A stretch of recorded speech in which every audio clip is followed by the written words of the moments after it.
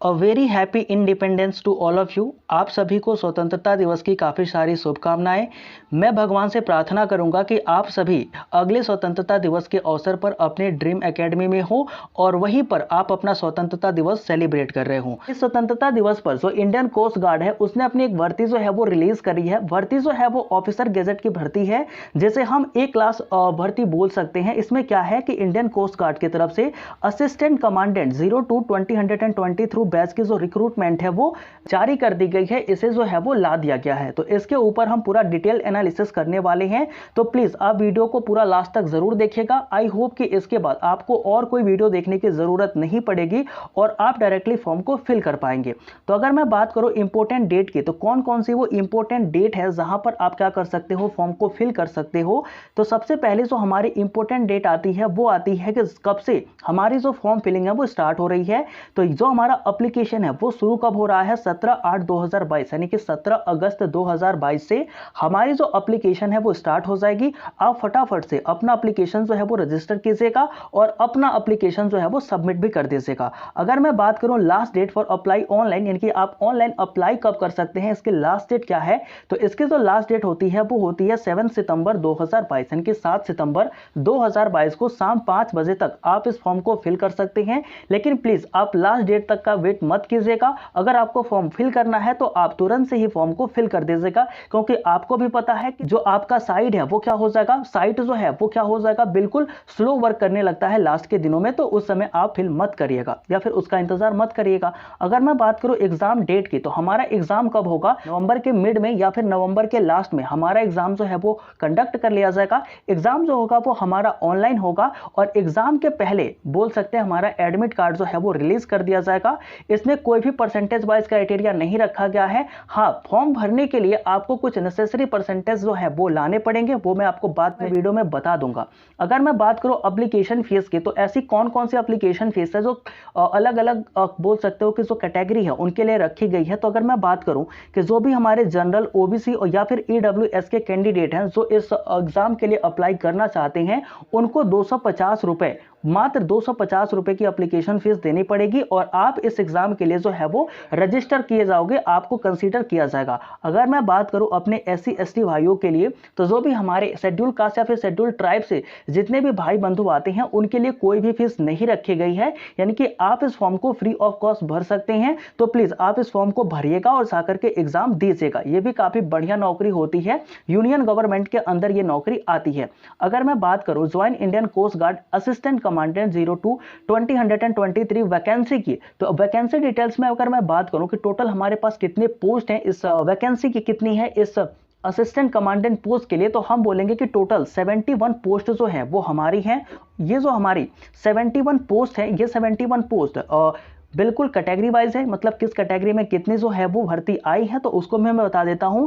जो हमारी ground duty होती है, जिसे हम नॉन टेक्निकल भी बोल सकते हैं, या फिर सीपीएल एसएसए। सीपीएल का मतलब क्या होता है कि कॉमर्शियल पायलट लाइसेंस जिसके पास है, और एसएसए का मतलब होता है कि शॉर्ट सर्विस अपॉइंटमेंट, यानी कि इस कैटेगरी के लिए टोटल 50 जो पोस्ट है वो बताई गई है, या बोल सकते हो कि 50 पोस्ट पर जो है वो वैकेंसी निकाली गई है। अगर मैं बात करूं टेक्निकल इंजीनियरिंग या फिर इलेक्ट्रिकल, मतलब कि अगर आप टेक्निकल इंजीनियरिंग से जाते हो, इलेक्ट्रिकल से जाते हो, मैकेनिकल से जाते हो, तो इसके लिए टोटल जो हमारे पोस्ट है वो कितने हैं, 20 पोस्ट रखे गए हैं। यानी कि आपने जो है वो अपनी बैचलर डिग्री इंजीनियरिंग में करी है, यानी कि आप जो है वो ग्रेजुएट हुए हो एज अ टेक्निकल, तो आपको जो है वो 20 वैकेंसी देखने को मिल जाएगी। जो हमारी ग्राउंड ड्यूटी जीडी वाली नौकरी है, इसमें क्या होता है कि इसमें जो हमारी भर्ती होती है वो नॉन टेक्निकल के लिए होती है।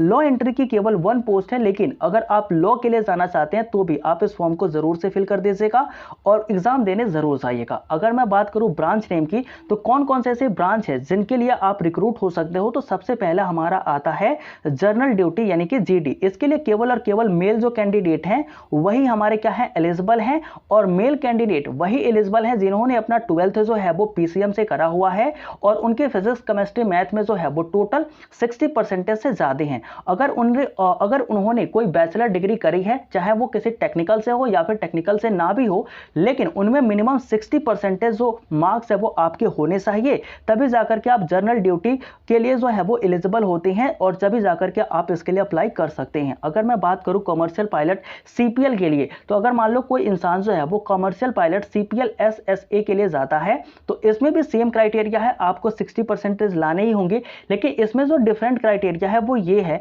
कि यहां पर जो आपकी एज है वो कितनी दी जाती है, 01072 टू 1997 टू 36 2003, मतलब इतनी अगर डेट ऑफ बर्थ है या ये भी है या इसके बीच में भी है, तो आप इस पोस्ट के लिए बिल्कुल एलिजिबल हैं। आप क्या कर सकते हैं, इस फॉर्म को भर सकते हैं। अगर मैं बात करूं तो जनरल ड्यूटी मेल के लिए बात करें, तो इसमें क्या होता है कि यहां पर हमारा 2001 है, बाकी हमारी जो डीओबी है वो बिल्कुल सभी के लिए बराबर ही है। अगर मैं बात करूं टेक्निकल मैकेनिकल के लिए, तो टेक्निकल मैकेनिकल में क्या होगा कि आपने जो बीटेक किया हो, ठीक है, बीटेक या फिर बी किया हो, मिनिमम आपको 60% मार्क चाहिए ही चाहिए। टेक्निकल आपने इलेक्ट्रिकल से किया हो या फिर इलेक्ट्रॉनिक्स में आपने बीटेक या बी किया हो, आपको भी मिनिमम 60% मार्क होने चाहिए। अगर आपने बैचलर डिग्री में लॉ किया हुआ है तो आप भी 60% लेकर के आए हैं, आपकी डिग्री में 60% है, तो आप लॉ एंट्री के लिए भी जा सकते हैं। डेट की मैं बात करूं तो हमारा जो डीओबी रहेगा वो इन सभी के लिए, बस कमर्शियल पायलट लाइसेंस के लिए जो हमारी डीओबी है वो थोड़ी छूट दी जाती है उनको। लेकिन अगर आप ओबीसी से हैं, एससी एसटी से हैं, तो आपको भी एज रिलैक्सेशन दिया जाएगा, ये भी बात बिल्कुल सही है। तो आपको जो एज रिलैक्सेशन दिया जाएगा, अगर आप ओबीसी से हैं तो आपको 3 ईयर का एज रिलैक्सेशन दिया जाएगा। अगर आप एससी एसटी से आते हैं तो आपको 5 ईयर का जो एज रिलैक्सेशन है वो दिया जाएगा, ठीक है। अगर मैं बात करूं सिलेबस की, तो हमारा जो एग्जाम फर्स्ट होगा जिसे हम सेक्शन फर्स्ट बोलते हैं, तो सेक्शन फर्स्ट क्या होगा कि जो हमारे जीडी वाले होंगे, जो ग्राउंड ड्यूटी वाले होंगे, उनको कौन कौन सा पेपर देना पड़ेगा। तो अगर मैं बात करूं तो हमें एक इंग्लिश का पेपर देना पड़ेगा जिसके 25 क्वेश्चन जो है वो देखने को एग्जाम में मिलते हैं। रीजनिंग एंड न्यूमेरिकल एबिलिटी, इसके क्वेश्चन कितने होते हैं, इसके भी 25 क्वेश्चन होते हैं। जनरल साइंस और मैथमेटिक एप्टीट्यूड से भी हमारे क्वेश्चन जो होते हैं वे 25 ही होते हैं, और जनरल नॉलेज से भी हमारे क्वेश्चन जो है वो 25 होते हैं। यानी कि टोटल हमारे क्वेश्चन कितने हो गए, 100 क्वेश्चन हो गए, जो कि आपको पर सेक्शन के लिए देखने को मिलेगा। पर सेक्शन की मैं बात करूं तो अगर आप मैकेनिकल के लिए जाते हो तो आपको मैकेनिकल के लिए भी अपना मैकेनिकल सब्जेक्ट पढ़ के जाना होगा, और इसके अलावा भी आपको और भी जितने सब्जेक्ट हैं उन्हें पेपर में आपको अटेंड करना होगा, और कम से कम आपको 100 क्वेश्चन तो मिलेंगे ही मिलेंगे, जो कि 2 आवर में आपको क्लियर करने होंगे, 2 आवर में उनको सॉल्व करने होंगे। तो ये हमारा बेसिकली बोल सकते हैं कि हमारी सिलेबस है, ठीक है। इसकी पीडीएफ मैं अपने टेलीग्राम पे भेज दूंगा, टेलीग्राम को आप ज्वाइन कर लीजिएगा, लिंक जो है वो डिस्क्रिप्शन में दे दिया गया है। अगर मैं बात करूं आफ्टर स्टेज फर्स्ट, यानी कि जब हमारा स्टेज फर्स्ट जो है वो हो जाएगा, हमने अपना एग्जाम दिया, एग्जाम हमारा क्लियर हो गया, तो इसके बाद क्या होगा, इसमें टोटल 4 स्टेजेस होते हैं। पहला हमारा होता है एग्जामिनेशन देना, यानी कि ऑनलाइन एग्जामिनेशन हमने दिया, ये हमारा स्टेज नंबर फर्स्ट था। स्टेज नंबर 2 में हमें क्या करना है, प्राइमरी सिलेक्शन बोर्ड, यानी कि हमें एक पीएसबी के लिए जाना होता है। स्टेज थर्ड में हमें क्या होता है कि फाइनल सिलेक्शन बोर्ड, यानी कि हमें एक एफएसबी मिलती है, यानी कि हमारा वहां पे क्या होता है, बोल सकते हो पर्सनल इंटरव्यू टाइप का, जैसे कि बोल सकते हो एसएसबी होती है, उसी तरीके से ये हमारा कुछ होता है। और यहां जाने के बाद हमें स्टेज 4 में भेजा जाता है, और ये होता है मेडिकल एग्जामिनेशन, और इसके बाद आपकी मेरिट लिस्ट जारी कर दी जाती है और आप अपने ड्रीम एकेडमी तक पहुंच जाते हैं। तो ये बेसिकली इसका प्रोसीजर है, ये किस तरीके से काम करती है। अगर मैं बात करूं टेंटेटिव डेट्स की, तो ऐसे कौन कौन से डेट्स हैं, या फिर आपको दिमाग में ऐसे कुछ सवाल हो रहे होंगे कि आखिर इसका phase second, phase third, phase first कब होगा, तो इसकी भी मैं बात करता हूं। तो जीडी के लिए जो स्टेज फर्स्ट है, यानी कि जो आपका ऑनलाइन एग्जामिनेशन होगा, उसकी डेट सभी के लिए जो लगभग बराबर है, और वो कब है, नवंबर 2022 है। ऐसे मैं बात करूं सीपीएल एसएसए, इसके लिए भी नवंबर 2022 है, और सभी के लिए नवंबर 2022 है। आपका जो स्टेज सेकंड होगा वो दिसंबर में होगा, आपकी जो स्टेज थर्ड होगी वो फरवरी से अप्रैल के बीच में 2023 में कभी भी हो सकती है। जो हमारा स्टेज 4 होगा वो भी फरवरी से अप्रैल के बीच में कभी भी हो सकती है, और जो स्टेज 5 है जहां आपको ज्वाइनिंग दी जाएगी वो एंड ऑफ जून होगा, यानी कि जून के अंत तक आप अपने ड्रीम एकेडमी में पहुंच जाएंगे, आप इस चीज को ज्वाइन कर लोगे, और as Indian coast guard assistant commandant आप देश को सर्व करने लगोगे। तो आई होप कि आपको वीडियो जो है वो अच्छा लगा होगा, आपको जानकारी क्लियर हो रही होगी। तो thank you for attending the session, आपने सेशन को यहां तक अटेंड किया, इसके लिए आपका काफी सारा धन्यवाद। Please do like and do share with your friend and do subscribe our channel also. If you want any suggestion, यदि आपके पास कोई भी सुझाव है, आप जैसा भी वीडियो चाहते हैं इस चैनल पर रेगुलरली अपलोड हो, तो आप कमेंट करके जरूर बता दीजिएगा। और हाँ, प्लीज चैनल को सब्सक्राइब कर लीजिएगा, ताकि हमारे भी जो सब्सक्राइबर है वो 1K हो जाए। जिसके बाद मैं लाइव आकर के आपके साथ इंटरेक्ट कर सकूं।